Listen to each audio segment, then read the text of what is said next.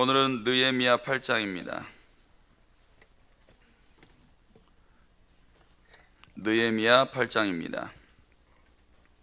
이스라엘 자손이 자기들의 성읍에 거주하였더니 일곱째 달에 이르러 모든 백성이 일제히 수문 앞 광장에 모여 학사 에스라에게 여호와께서 이스라엘에게 명령하신 모세의 율법책을 가져오기를 청하매 일곱째 달 초하루에 제사장 에스라가 율법책을 가지고 회중 앞 곧 남자나 여자나 알아들을 만한 모든 사람 앞에 이르러 수문 앞 광장에서 새벽부터 정오까지 남자나 여자나 알아들 만한 모든 사람 앞에서 읽음에 무백성이 그 율법책에 귀를 기울였는데 그때 학사 에스라가 특별히 지은 나무 강단에 서고 그의 곁 오른쪽에 선 자는 마띠디아와 스마와 아나야와 우리아와 힐기야와 마아세야요 그 왼쪽에 선 자는 부데아와 미사엘과 말기야와 하순과 하스바다나와 스가랴와 무슬람이라.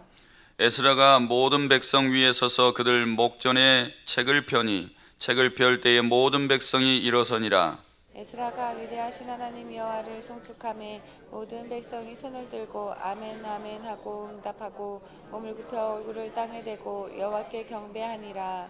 에스와와 바니와 세레베와 야민과 아굽과 사부대와 호디야와 마아세야와 그리다와 아사랴와 요사밧과 하난과 블라야와 레이 사람들은 백성이 자리에 서 있는 동안 그들에게 율법을 깨닫게 하였는데 하나님의 율법책을 낭독하고 그 뜻을 해석하여 백성에게 그 낭독하는 것을 다 깨닫게 하니 백성이 율법의 말씀을 듣고 다 우는지라. 총독 느헤미야와 제사장 겸 학사 에스라와 백성을 가르치는 레위 사람들이 모든 백성에게 이르기를 오늘은 너희 하나님 여호와의 성일이니 슬퍼하지 말며 울지 말라 하고 느헤미야가 또 그들에게 이르기를 너희는 가서 살찐 것을 먹고 단 것을 마시되 준비하지 못한 자에게는 나누어 주라. 이날은 우리 예수의 성일이니 근심하지 말라. 여호와로 인하여 기뻐하는 것이 너희의 힘이니라 하고 레위 사람들도 모든 백성을 정숙하게 하여 이르기를 오늘은 성일이니 마땅히 조용하고 근심하지 말라 하니 모든 백성이 곧 가서 먹고 마시며 나누어 주고 크게 즐거워하니 이는 그들이 그 읽어 들려준 말을 밝히 알미라. 그 이튿날 무 백성의 족장들과 제사장들과 레위 사람들이 율법의 말씀을 밝히 알고자 하여 학사 에스라에게 모여서 율법에 기록된 바를 본즉 여호와께서 모세를 통하여 명령하시기를 이스라엘 자손은 일곱째 달 절기에 초막에서 과일지니다 하였고 또 일러스되 모든 성읍과 예루살렘에 공포하여 이르기를 너희는 산에 가서 감람나무 가지와 들감람나무 가지와 화석류 나무 가지와 종려 나무 가지와 기타 무성한 나무 가지를 가져다가 기록한 바를 따라 초막을 지으라 하라 한지라. 백성이 이에 나가서 나뭇가지를 가져다가 혹은 지붕 위에 혹은 뜰 안에 혹은 하나님의 전뜰에 혹은 숨은 광장에 혹은 에브라임 문 광장에 초막을 짓되 사로잡혔다가 돌아온 회중이 다 초막을 짓고 그 안에서 거하니 눈의 아들 여호수아 때부터 그 날까지 이스라엘 자손이 이같이 행한 일이 없었으므로 이에 크게 기뻐하며 에스라는 첫날부터 끝날까지 날마다 하나님의 율법책을 낭독하고 우리가 이래 동안 절기를 지키고 여덟째 날의 규례를 따라 성회를 열었느니라. 아멘. 오늘 본문 구조입니다. 1절에서 8절까지 에스라와 레위 사람들이 율법을 해설하고 있습니다. 9절에서 11절까지는 말씀을 들은 이스라엘 백성들이 애통해하고 있습니다. 12절 말씀은 또 반대로 크게 즐거워하는 이스라엘 백성들을 보여주고 13절은 율법의 말씀을 더 밝히 알고자 하는 백성들을 보여주고 있습니다. 그리고 14절에서 18절까지는 초막절을 지키는 이스라엘 백성들에 대해서 보여주고 있습니다. 오늘 이 8장의 핵심적인 내용은 예루살렘 성을 재건하고 백성들을 정착시키는 일이 일단락되었습니다. 그래서 느헤미야는 대성회를 열고 있는 것을 보여줍니다. 이는 백성들을 영적으로 재각성시키며 하나님의 언약 백성으로서 그분께 순종하는 삶을 다짐하도록 위해서 이 대성회를 갖게 된 것입니다. 율법 낭독을 통해 하나님의 말씀을 밝히 깨달은 백성들은 기록된 말씀대로 순종하여서 초막절을 지키고 있는 장면을 보여줍니다. 오늘 첫 번째로 1절입니다. 이스라엘 자손이 자기들의 성읍에 거주하였더니 일곱째 달에 이르러 모든 백성이 일제히 수문 앞 광장에 모여 학사 에스라에게 여호와께서 이스라엘에게 명령하신 모세의 율법책을 가져오기를 청했다, 이렇게 나와 있습니다. 여기서 보면 일곱째 달 이렇게 말씀하고 있습니다. 왜 일곱째 달에 느헤미야가 이렇게 큰 대성회를 열게 되었는가? 일곱째 달에는 이스라엘의 백성들이 지키는 큰 절기가 아주 많이 들어 있습니다. 먼저 2절 말씀에 보면 일곱째 달 초하루 이렇게 나와 있죠.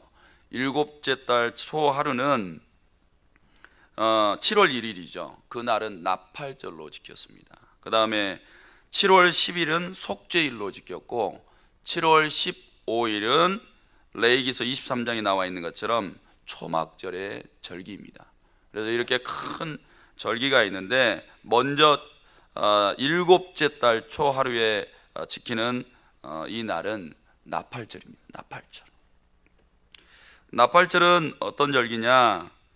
안식일인데 아주 특별하게 지키는 안식일입니다. 1년 동안 이제 7일째 되는 날을 안식일로 지켜왔죠. 근데 7월 1일은 그 안식일 중에서도 아주 특별하게 나팔절로 제정을 해서 이 절기를 지키게 된 것입니다.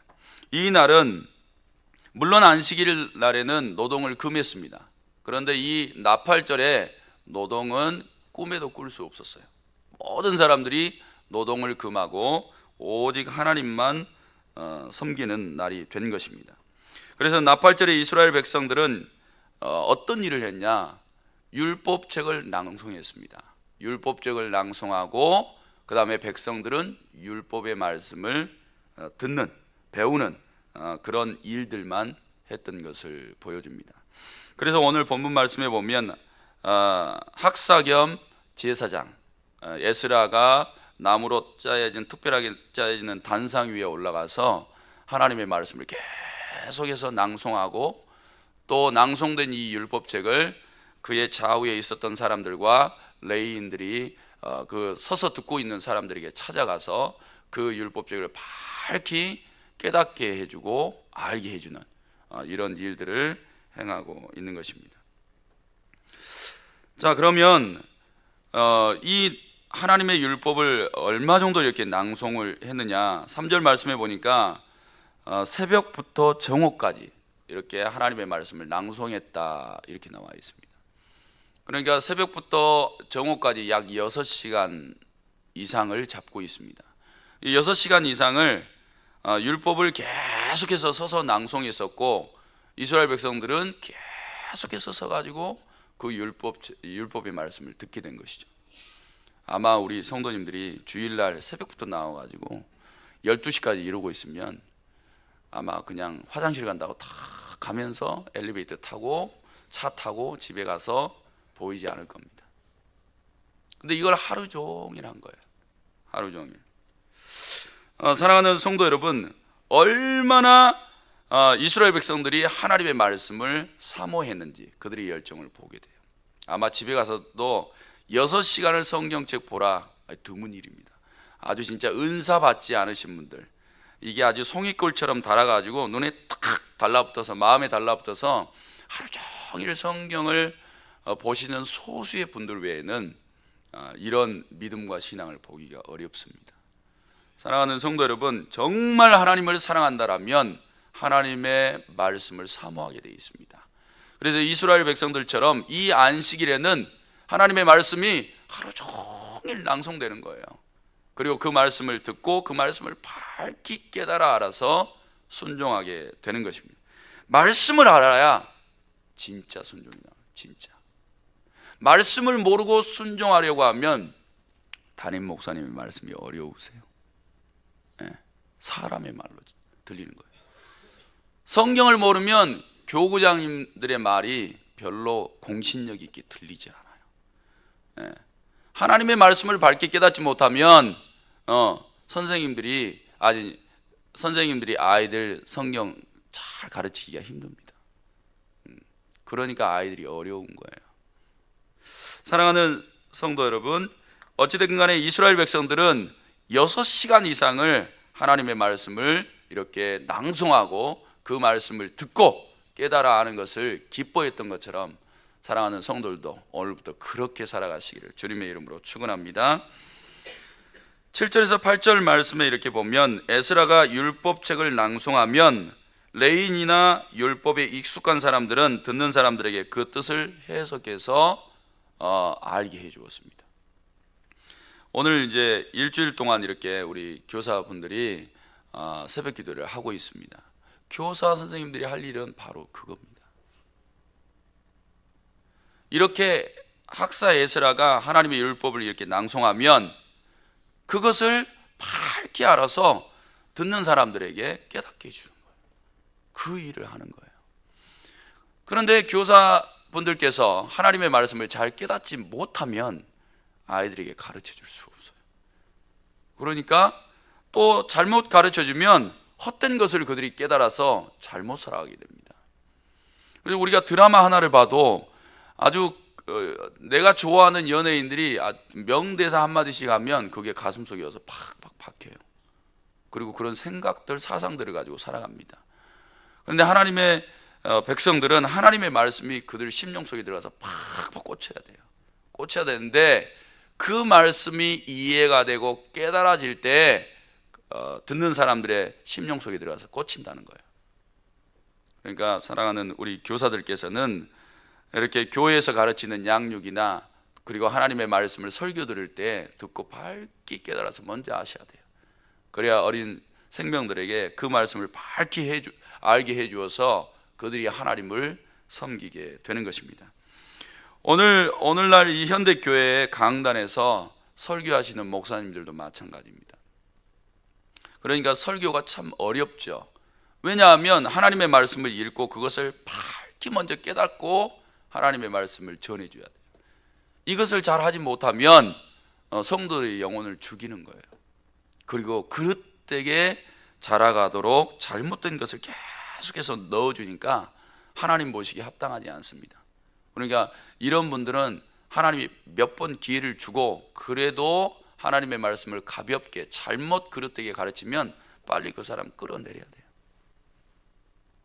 그래서 사랑하는 성도 여러분, 얼마만큼 이 생명의 말씀이 귀중하고 이 말씀이 우리 속에 바르게 들어오는 것들이 소중한지를 깨달으시고 날마다 우리가 말씀을 가까이 대하면서 성령 하나님 우리 속에 들어오셔서 우리가 성경 읽을 때 깨닫게 해달라고 이렇게 부르짖어서 삶에 나아가 말씀의 열매를 맺는 것 너무나 소중합니다.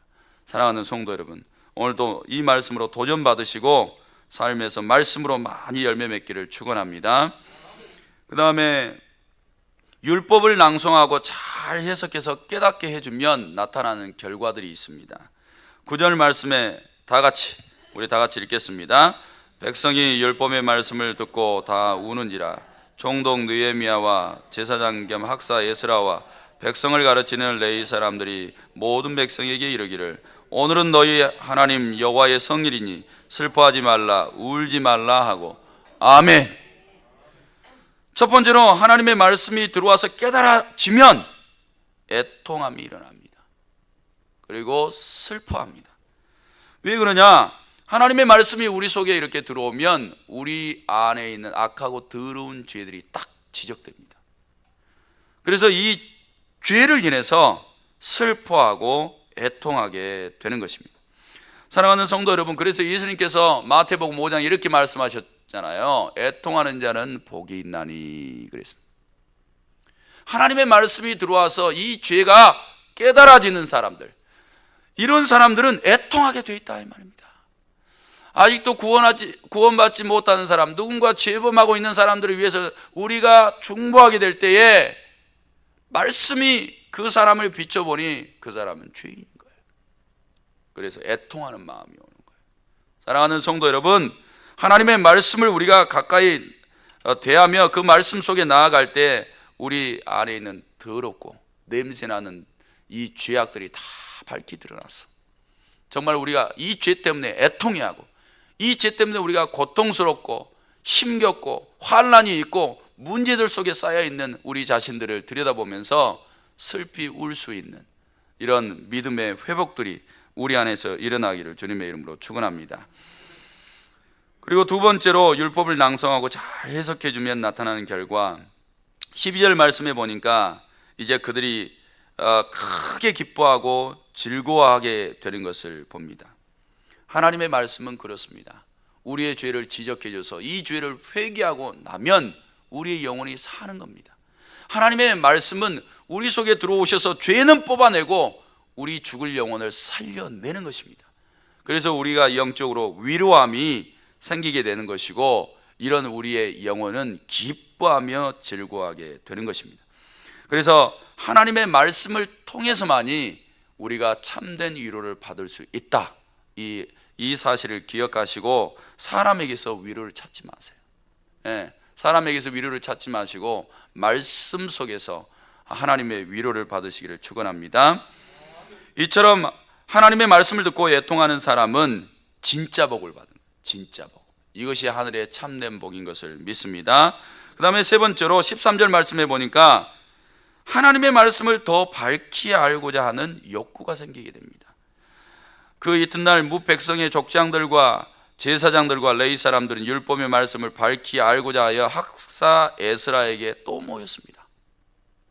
그러니까 하나님의 말씀이 이렇게 들어와서 그 말씀의 맛을 본 사람들은 더 그 말씀을 알고 싶어하는 욕망이 있는 거예요.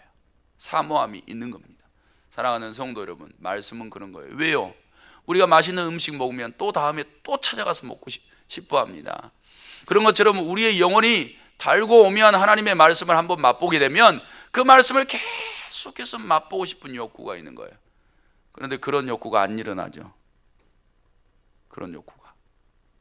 사랑하는 성도 여러분, 그러므로 하나님의 말씀을 딱 펼 때 은혜를 구하셔야 돼요. 자비를 구하셔야 되고요. 하나님의 이 신령한 말씀이 우리의 영혼 속에 파고 들어와서 터치가 되고 우리의 영혼의 양식이 되게 하고 이것이 지혜가 되게 하고 이것이 우리 인생길에 정말 등불이 되게 하는 이런 놀라운 역사가 말씀 안에 있기를 축원합니다. 그 다음에 네 번째로 보니까 어떤 결과가 일어났냐, 하나님의 율법의 말씀을 듣고 나서 이제 그 율법의 말씀대로 순종하는 일들이 일어납니다. 14절 말씀에 보니까 율법에 기록된 바를 본즉 여호와께서 모세를 통하여 명령하시기를 이스라엘 자손은 일곱째 달 절기에 초막에서 거할지니라. 이 율법의 명령에 순종합니다. 그래서 이스라엘 백성들이 나무를 꺾어다가 초막을 짓고 하나님의 말씀에 순종하고 크게 기뻐하고 있는 것을 우리에게 보여줍니다. 그렇습니다. 성도 여러분, 우리가 말씀에 순종할 때 우리의 영혼이 기쁜 거예요. 말씀에 순종할 때 우리의 삶이 기쁜 거예요. 이것이 참된 기쁨이고 하나님도 기쁘게 해 드리는 것입니다. 그러므로 말씀을 통하여 순종하시기를 축원합니다. 이제 끝으로 9절에서 11절 말씀에 보면 여호와의 성일을 우리가 어떻게 지켜야 될지 말씀하고 있습니다. 9절에도 보니까 오늘은 너희 하나님 여호와의 성일이니 슬퍼하지 말며 울지 말라 이렇게 말하고, 그 다음에 10절에도 이 날은 주의 성일이니 근심하지 말라 이렇게 말씀합니다. 11절에는 오늘은 성일이니 마땅히 조용하고 근심하지 말라 이렇게 말씀합니다. 지금 오늘 7월 초하루 나팔절을 가리켜서 하는 말입니다. 그러면 여호와의 성일, 우리가 지키고 있는 이 주일 어떻게 지켜야 되냐? 매일 기쁨으로 지켜야 된다 이렇게 말하고 있습니다. 하나님의 말씀이 들어와서 너희 죄가 찔려서 너희가 애통하고 슬퍼하며 울지만 진정으로 이 날은 울 일이 아니라는 거예요. 우리를 죄에서 건져주신 하나님을 인해서 기뻐하고 즐거워하라는 거예요. 사랑하는 성도 여러분, 집에서 아무리 부부싸움하고 씩씩거리고 오셔도 얼른 전화해서 푸시고요, 하나님의 성전에 나오면 하루 종일 기뻐하시면서, 우리가 하나님 앞에 사명을 맡아서 쓰임받고 있다면, 그것이 사역자라면 사역함에 대해서 기뻐하면서 하나님을 섬겨야 돼요. 우리 장로님들, 위원장님들 돼 있으신데 하루 종일 바쁘죠. 이 일을 주심에 대해서 기뻐하고 감사하고, 이 일을 지혜롭게 행함에 대해서 감사하고 기뻐하고, 하루 종일 그러라는 거예요. 슬퍼하지 말라는 거예요. 교사를 맡았으면 그것 때문에 하루 종일 기뻐하고, 어린아이들 맡겨주심에, 또 가르치게 하심에, 그들 속에 말씀이 들어가서 세워지게 하심에 기뻐하면서 감사하면서, 예배 시간마다 들어가서 하나님을 바라보고 경외하고 찬양하고 기도하게 하심에 대해서 기뻐하고 감사하라는 거예요. 하루 종일. 그러한 성일이 되시기를 축원합니다. 그 다음에 두 번째로, 음식물을 먹으며 혹 없는 자와 나누어야 한다라고 이야기해 주고 있습니다. 그래서 10절에 너희는 가서 살찐 것을 먹고 단 것을 마시되 준비하지 못한 자에게는 나누어 주라 그랬어요. 그래서요, 이스라엘 백성들도 마가의 다락방에서 성령 받고 나서 그들이 했던 게 서로 공동 분배했어요. 공동으로 다 하나님 앞에 갖다 바쳤고, 없는 자, 굶주리 있는 자, 그런 자들에게 다 나누어 주었어요. 이것이 바로 진짜 하나님을 섬기는 자들이 이웃사랑을 실천하는 거예요. 하나님의 명령을 받아서 하나님을 사랑할 뿐만 아니라 이웃을 사랑하는 것이 바로 교회 안에서부터 시작된 겁니다. 세상에서 시작된 게 아니라고요. 교회 안에서 믿음의 형제 자매들에게 이것을 먼저 행했다고요. 그래서 이 주일날은 우리가 영적으로 먹일 뿐만 아니라 육적으로도 굶주리신 분들에게 먹여야 되는 거예요. 그래서 우리 교회는 이렇게 하잖아요. 점심 식사를. 그래서 50만 원씩 이렇게 헌금을 하셔서 하나님 앞에 기쁨으로 드려서 나누는 거예요. 그러니까 이 행위는 하나님 앞에 하나님의 사랑을 실천하고 있는, 말씀에 순종하고 있는 행위라고요. 그런 분들에게 복이 있기를 축원합니다. 그 다음에 슬퍼하거나 근심하는 태도를 보여서는 안 된대요. 이런 태도를 보이지 말라는 거예요. 오늘 내 부모 형제가 죽어도 하나님 앞에 슬퍼하지 말라는 거예요. 하나님 앞에 기쁨으로 나를 드리라는 거예요. 하나님 앞에 나를 드린 다음에 우리 일에 대해서 되돌아봐야 되는 겁니다. 사랑하는 성도 여러분, 세상 사람들은 우리를 미쳤다, 이상하다 그럴지 모르지만 우리의 영혼의 주인이시고 우리 인생의 소유주이신 그 하나님을 기뻐하는 것이 첫 번째인 줄로 믿습니다. 그 다음에 주님이 오신 후로는 성일이 어느 특정한 날에 국한되지 않습니다. 주님이 오셔서 진리의 영으로 함께하는 모든 날들은 성일입니다. 물론 우리가 주일을 특별하게 제정해서 예배를 하고 그 안에서 봉사하고 하나님을 섬깁니다. 굉장히 특별하게 제정했죠. 그러나 나머지 날들도 성일입니다. 그러므로 하나님 앞에 기뻐하는 삶을 사셔야 되고 감사하는 삶을 사셔야 되는 것입니다. 그러므로 성도는 하루하루 주님을 성실하게 섬기고 자신에게 주어진 것을 족한 줄도 알고, 그리고 나눌 줄도 알고, 섬길 줄도 알고, 이렇게 하나님의 말씀을 이루어가는 복된 삶이 사랑하는 성도들에게 있기를 주님의 이름으로 축원합니다. 기도드리겠습니다.